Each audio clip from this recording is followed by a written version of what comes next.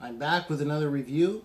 Today I have the Imperial Scanning crew in that red and white angular packaging we all have grown to love. Not. Anyway, yeah, this guy is from episode 4. He is an all-new figure. I'll read the back. Actually, I'll show you the back of the card real quick. It's a scene from the movie. The back of it says, an Imperial Scanning crew checks the Millennium Falcon to make sure no one is on board. The two-man crew brings the scanner onto the ship and quickly discovers the vessel is not as empty as it first appeared to be. Alright, also with this guy you get a part to R3A2. What is it? You get the leg. Show you the other figures on the back.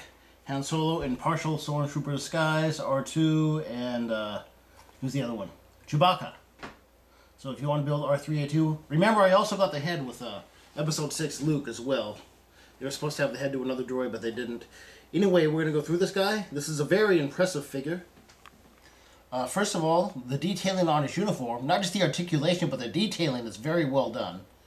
They have done this guy before in the OTC collection, and they might have done him in the Power of the Force, I'm not sure, but this is a very well detailed uniform.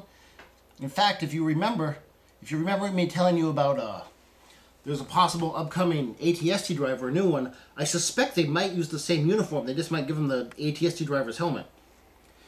Also, for the holster, this is the best holster I've ever seen for any Star Wars figure, period. This is light years ahead of the 30th anniversary or the Stormtrooper, or like the more current Stormtrooper from the, the Space Trooper. And this is a much better holster. You don't have to twist the gun to get it in. His gun is tied to his hand, of course, but you get his gun out of his hand. This holster is wonderful. I've actually got 2 of these guys right now. Best holster I've ever seen for any Imperial action figure. Also, the Imperial symbol on his arm, it appears to be like connected to the inner part of the action figure, the torso of the action figure. The hat is non-removable. And I'll go through his articulation here. He's got ball-jointed neck, ball-hinged shoulders, ball-hinged elbows, swivel waist, swivel hips, working holster, which I just showed you, ball-hinged knees and ankles. Of course, he comes with scanning equipment and the E11 blaster, which almost all Imperials come with.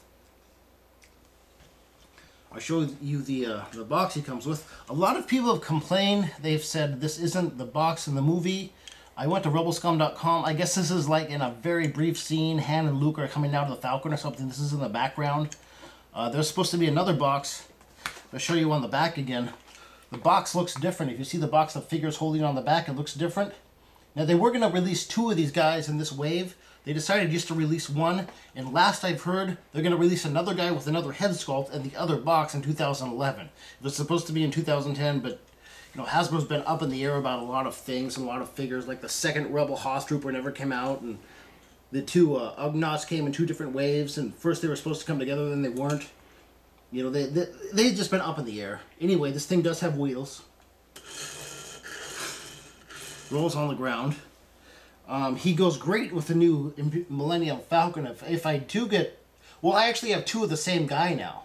I was kind of hoping they'd have the other guy. I would like to use my Death Star playset and my BMF Millennium Falcon and try to do the continue the rescue of Princess Hairbuns for you with this guy. Maybe make a Death Star scene with this guy. That would be good. This figure is really well made, and with the holster and everything. He gets a 9.5. Also, they've gone back. I'd like to point out he doesn't have a removable hat. That removable hat on Captain Nita and Lieutenant Jenland in Dina Shawn is actually kind of annoying, especially if it falls into a vent or something, which has happened to me twice. But this is a great figure. He's light years ahead of the OTC figure.